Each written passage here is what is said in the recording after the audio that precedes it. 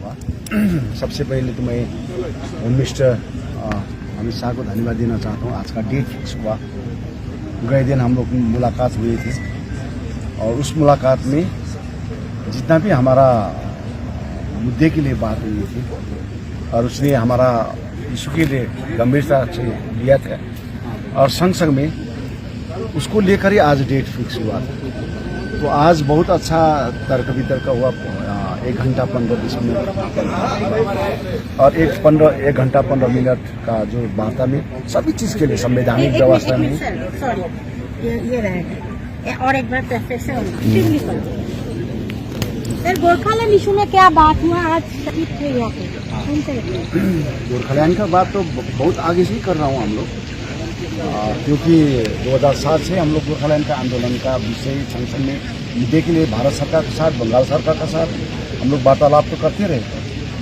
और आज हम लोग एक बाहर का अवस्था जो है, बाहर का जो अभी का सिचुएशन है, उसको लेकर भारत सरकार का साथ गए दिन हम लोग सितंबर महीने में हम लोग मुलाकात हुए थे और उसमें हमारा बहुत चर्चा हुआ था। 35 मिनट का वार्ता हुआ ही थी और उसके बाद में गृह मंत्री ने हम लोग को रिक्वेस्ट किया था कि आप लोग स्टेट होल्डर के साथ बात कर लें, ये प्रपोजल होगा। लेकिन ये प्रपोजल हम लोग अभी बता नहीं सकता हूँ, क्योंकि आने वाला दिन में हम लोग इसको अच्छी तरीके से होम मिनिस्टर पक्ष से ये कैसा होगा तो क्या होगा ये मालूम चलेगा।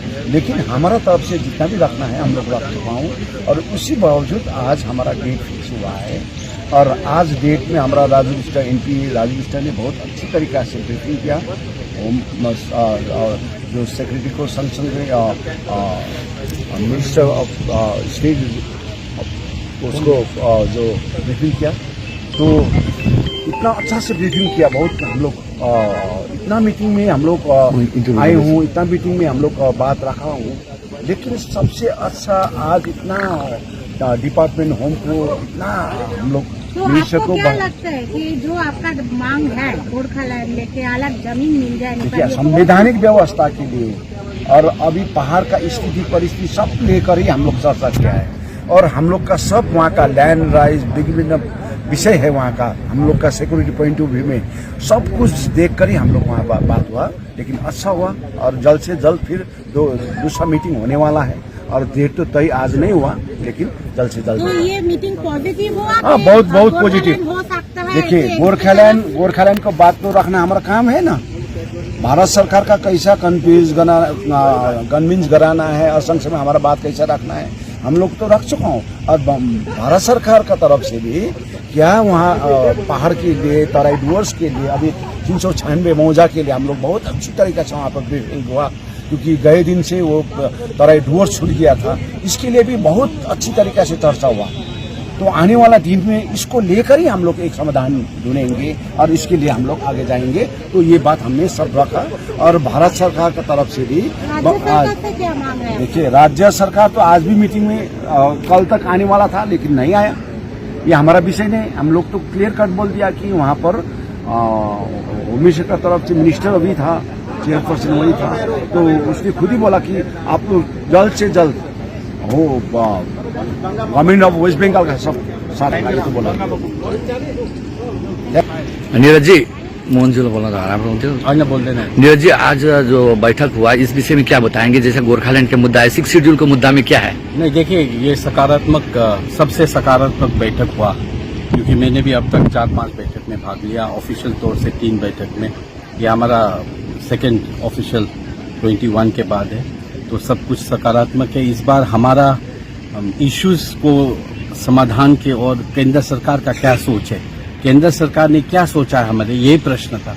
और हमारे पार्टी के तरफ से, राजू बिस्टर के तरफ से और सब पार्टी के तरफ से हमने ये पूछा कि हमारा मांग 100 साल से भी पुराना है, भारत में सबसे पुराना कॉन्स्टिट्यूशनल राइटफुल डिमांड गोरखा का है, लेकिन आज तक आप लोग ने हमारे लिए क्या सोचा है वो आपको बताना पड़ेगा। What have the government of India thought for the Gorkhas? Bodo के लिए आपने सोचा, नागा के लिए आपने सोचा, मिजो के लिए सोचा, लद्दाखी के लिए सोचा, लेकिन गोरखा के लिए आपका क्या सोच है?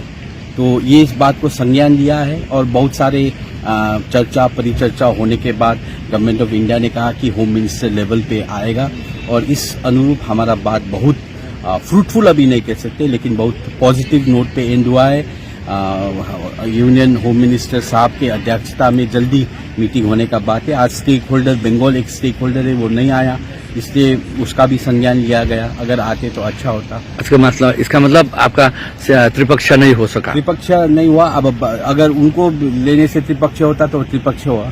अभी ये बाइपार्टिसन है, लेकिन main concern is union home ministry, उन्होंने हमारा बात सुना है। 6 शेड्यूल के लिए क्या? 6 शेड्यूल देखिए, 6 शेड्यूल का एक चर्चा आया था, क्योंकि वहाँ पे चर्चा आया था, लेकिन वो तो हम लोग का डिमांड नहीं है। 6 शेड्यूल हम ऐसे नहीं बोल सकते, वो गवर्नमेंट का है। 6 शेड्यूल तो हो चुका है, 6 शेड्यूल तो हो चुका था। हाँ, ये नया चीज लाने का, वो करने का बात ही नहीं है। लेकिन चर्चा में बहुत सारा चीज का चर्चा हुआ, उसमें एक चर्चा था, सब चीज का चर्चा था। दावाजी, आज जो आप लोगों का बैठक हुआ, इस विषय में क्या बताने चाहेंगे? हाँ, इसमें बहुत अच्छा रहा आज का मीटिंग, और यूनियन स्टेट होम मिनिस्टर से बात हुआ। आज बहुत डिटेल्स पे चर्चा हुई। मुझे लगता है ये चर्चा कंटिन्यू रहने से थोड़ा जल्द ही कुछ न कुछ होना था, लेकिन अभी गवर्नमेंट ऑफ इंडिया के ऊपर में डिपेंड करता है। हम लोग तो बहुत तरस चुके हैं, इतना ज्यादा मुश्किल है अभी पहाड़ में, डुअर्स में, तराई में हम लोग को जीना मुश्किल हो चुका है। लेकिन अभी तक गवर्नमेंट ऑफ इंडिया ने कुछ नहीं किया बोल के मैंने तो खुद रखा था, और सब लोग ने बहुत अच्छा प्रेजेंटेशन था, एमपी भी बहुत अच्छे बोले, और मैं उम्मीद करता हूं कि भारत सरकार जरूर कुछ करेंगे।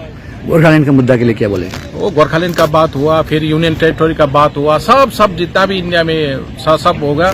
ये भी बात बताई गई कि आपने लद्दाख में यूनियन टेरिटोरी दे चुका है, और उससे पहले तो हमारा काउंसिल बन चुका था।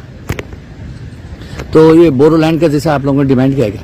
अभी हम लोग तो कहाँ डिमांड करने वाला है, हम तो डिमांड करने वाला नहीं है।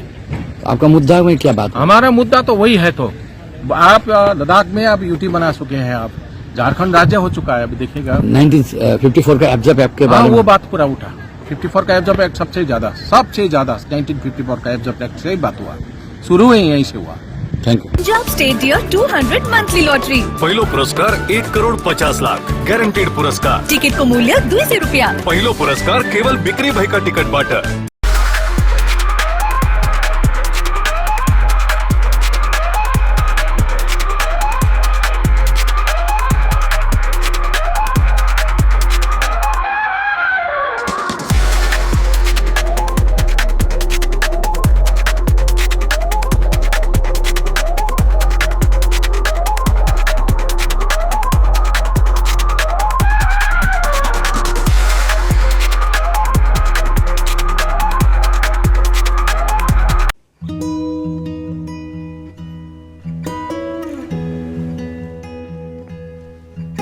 समय में रोपे को बिरु वाले बेला बेला मलजल पाए एक दिन रूख भैरो फल फूल दिन्छ त्यसरी नै एसआईपी में ससानो रकम लगाउनु गर्दै गरी ती रकमहरू भविष्यमा ठूलो रूप लिन सक्छ एवं तपाईले धनवान पनि बनाउन सक्छ।